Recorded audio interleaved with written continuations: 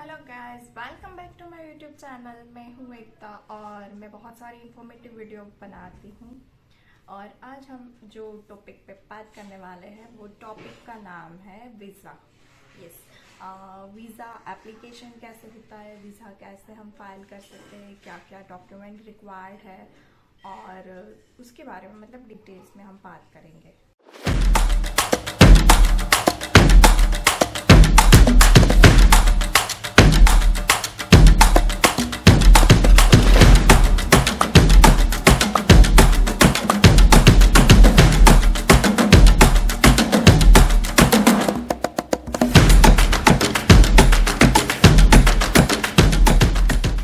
आज हम बात करने वाले यूके स्टूडेंट वीज़ा के बारे में। यूके स्टूडेंट वीज़ा के बारे में अगर हम बात करें तो शुरू करते हैं डॉक्यूमेंट्स से। क्या क्या डॉक्यूमेंट्स या हम अगर वीज़ा डॉक्यूमेंट्स के बारे में बात करें तो वीज़ा डॉक्यूमेंट्स में सबसे पहले जो आता है वो एप्लीकेशन फॉर्म होता है। जब हम वीज़ा अप्लाई करते हैं, फॉर एग्ज़ाम्पल अगर हम अप्लाई करते हैं तो पहले हमें वीज़ा के लिए एप्लीकेशन फॉर्म भरना पड़ता है। अभी जो मैं डॉक्यूमेंट्स की बात कर रही हूँ वो हमें वीज़ा बायोमेट्रिक के टाइम सारे डॉक्यूमेंट्स लेके जाने होते हैं। तो उसमें जो डॉक्यूमेंट्स लेके जाने हैं उसके बारे में मैं बात कर रही हूँ। तो सबसे पहले जो फॉर्म होता है वो वीज़ा एप्लीकेशन फॉर्म होता है। जब वीज़ा अप्लाई करते हैं तब हम सारी डिटेल्स अपनी फिल करते हैं, अपना पासपोर्ट नंबर, अपना कैश लेटर, येस नो के सारे बहुत सारे क्वेश्चंस। तो वो वीज़ा अप्लाई हम कैसे करना है उसके बारे में मैं भी एक डिटेल वीडियो बना दूंगी कि कैसे हम खुद से अप्लाई कर सकते हैं विदाउट एजेंट। बट अभी मैं सारे डॉक्यूमेंट्स की बात कर रही हूँ। तो फर्स्ट जो आएगा वो visa application form. The second one is है जो डॉक्यूमेंट चेकलिस्ट। जब हम वीज़ा अप्लाई करते हैं उसी में डॉक्यूमेंट चेकलिस्ट का ऑप्शन आता है। वो हम PDF फाइल डाउनलोड करके उसके प्रिंट निकाल के हम वो ले जा सकते हैं। उस टिक मार्क करना होता है, ब्लैंक होता है। कैसे कुछ एप्लीकेशन फॉर्म आता है, मैं ज़्यादा वो अपना डिटेल्स उसमें है तो मैं दिखा नहीं सकती कि उसमें क्या क्या है, बट क्या क्या लिखा होता है वो मैं आपको पढ़ के सुना सकती हूँ। अपॉइंटमेंट कंफर्मेशन होता है कि जिसमें हम अपना जो बार कोड होता है वो स्कैन होता है। हमने जो अपॉइंटमेंट लिया है ना उसका बार कोड दिया होता है, वो स्कैन करके उस कंफर्म हो जाता है कि ये स्टूडेंट है। फिर अपॉइंटमेंट डेट और टाइम लिखा होता है, जिस डेट की हमने अपॉइंटमेंट ली है वो डेट एंड वो टाइम उसमें लिखा होता है। और वीज़ा कैटेगरी लिखा होता है कि वो स्टूडेंट वीज़ा है, नाम होता है। फिर पेमेंट डिटेल्स भी लिखी होती है कि हमने क्या क्या वीज़ा में जो सर्विस ली है ऑनलाइन हम पे कर सकते हैं। फॉर एग्जांपल हमें कुरियर सर्विस लेनी है या फिर डॉक्यूमेंट खुद से अप्लाई नहीं अपलोड नहीं करने हैं, वहाँ जाके हमें ऑफलाइन वीज़ा BFS सेंटर जाके ऑफलाइन हमें वो अपलोड करने हैं, तो वो ऑप्शन रहता है जब हम अप्लाई करते हैं। तो वो सारी डिटेल्स इसमें लिखी होती है कि हमने फ़ीस कितनी उसकी भरी है, SMS सर्विस और कुरियर सर्विस, प्रायोरिटी वीज़ा अगर लिया है तो वो भी इसमें मेंशन रहता है। तो ये अपॉइंटमेंट लेटर होता है। The second one is document checklist. तो डॉक्यूमेंट चेकलिस्ट कुछ इस तरह से होता है। Yes, this type. यहाँ पे बार कोड है और यहाँ पे मेरी डिटेल्स सारी लिखी है और मैं पढ़ के सुना दूँ उसमें क्या क्या लिखा है। कि कैटेगरी लिखा है student visa, payment notification number लिखा है, टोटल फीस लिखी है, हमने जो वीज़ा के लिए फ़ीस पे की है 35,127 स्टैंडर्ड वीज़ा की फ़ीस है अभी के लिए, आज की डेट की बात कर रही हूँ। तो स्टूडेंट वीज़ा की जो है फ़ीस 35,127 अभी है। और एप्लीकेशन डेट लिखा है, एप्लीकेंट की डिटेल्स लिखी है जैसे कि नाम, date of birth, country of birth, nationality, passport number, contact number, email and submitted date. Okay, तो ये होता है। और डॉक्यूमेंट चेकलिस्ट में ऐसे कुछ ब्लैंक होता है,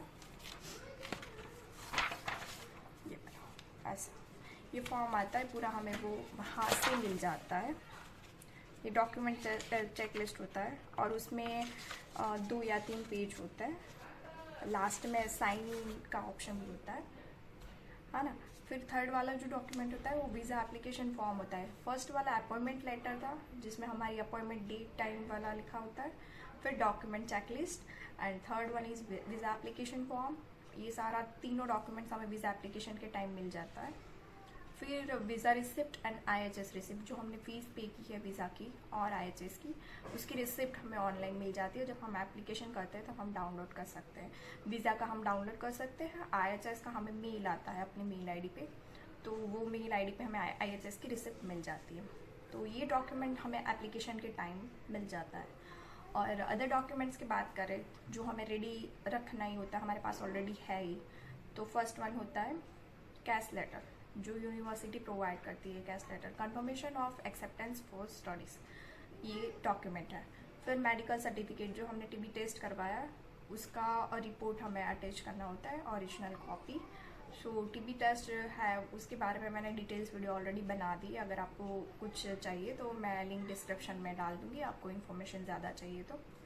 और the other one is 10th marksheet, हमने जो 10th पास किया है उसकी मार्कशीट, 12th की, अपने बैचलर किया है तो बैचलर की सारी मार्कशीट, एंड मास्टर भी किया है तो मास्टर की भी सारी marksheet, and 10th and 12th का जो सर्टिफिकेट होता है, पासिंग सर्टिफिकेट क्या बोलते हैं, हाँ वो वाला लास्ट जो सर्टिफिकेट होता है ना, कंप्लीट की है, उसका जो सर्टिफिकेट है वो हमें अटैच करना होता है। एंड इंग्लिश टेस्ट को, जो हमने इंग्लिश टेस्ट दिया है, IELTS, TOEFL, PT, ड्यूलिंगो, तो वो उसकी हमें वो प्रिंट निकाल के, ऑनलाइन से प्रिंट निकाल के हम दे सकते हैं, या फिर ओरिजिनल आपके पास है IELTS का तो वो दे सकते हो। फिर बैंक लेटर बहुत ज़रूरी वो होता है, डॉक्यूमेंट होता है।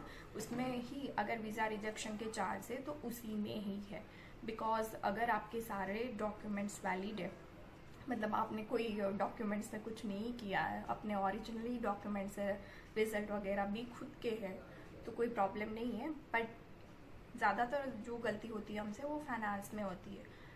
जैसे 28 डेज ओल्ड हमारा फंड नहीं होता, मैच्योर फंड नहीं होता है, लोन में कुछ प्रॉब्लम है या फिर लेटर में कुछ प्रॉब्लम है, तो इसके बारे में मैं बिल्कुल डिटेल वीडियो बनाऊंगी कि फाइनेंस डॉक्यूमेंट कैसे होने चाहिए।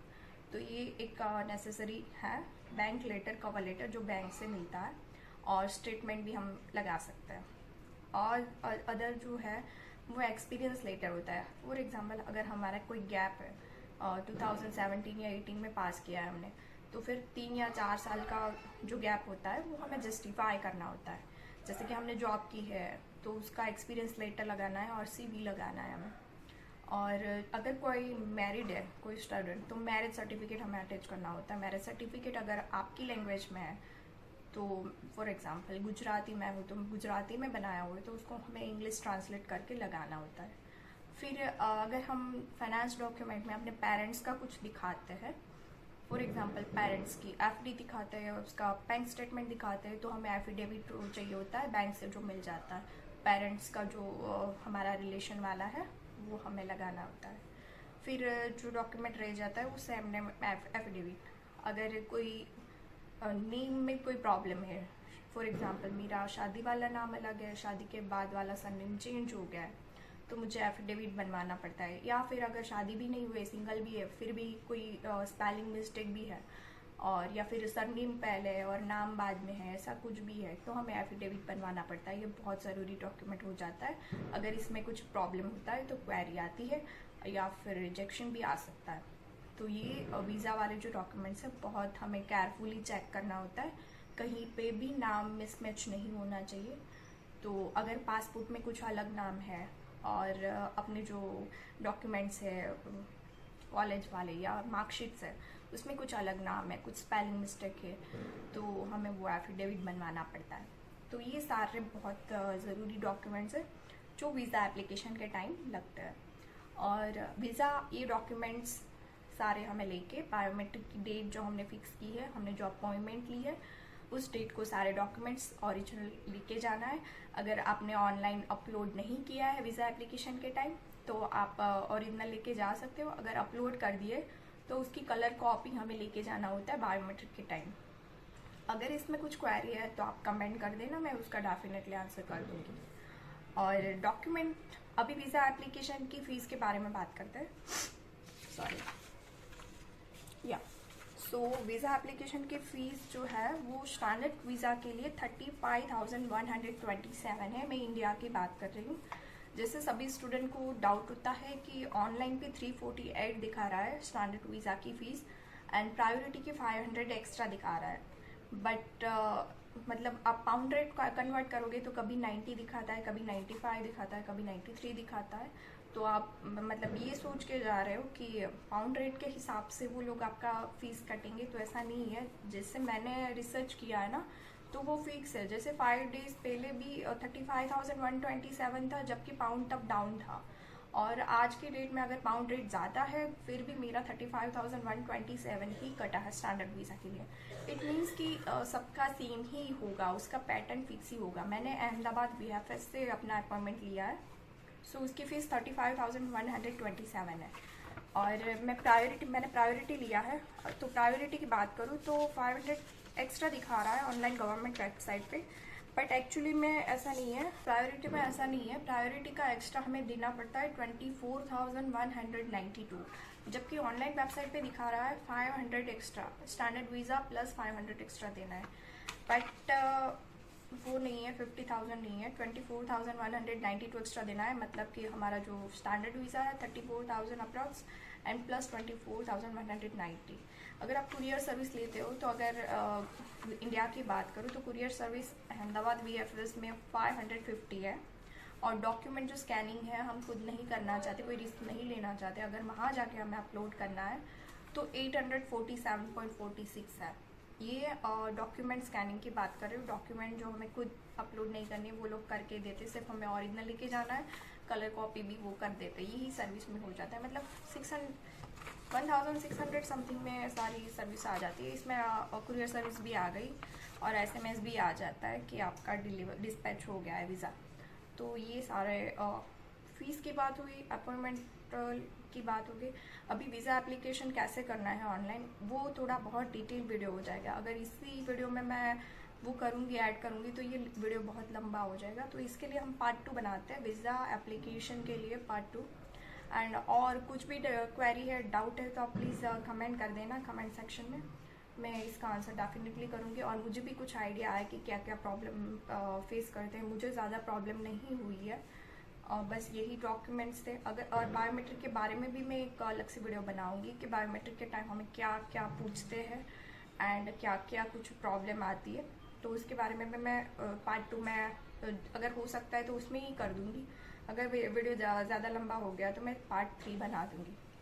तो अभी ये वीडियो यहीं पे ख़त्म कर दे। अगर आपको मेरा वीडियो अच्छा लग रहा है, आपको मतलब कुछ इन्फॉर्मेटिव लगा है, तो इस चैनल को आप प्लीज़ लाइक कर दो, शेयर कर दो एंड सब्सक्राइब कर दो।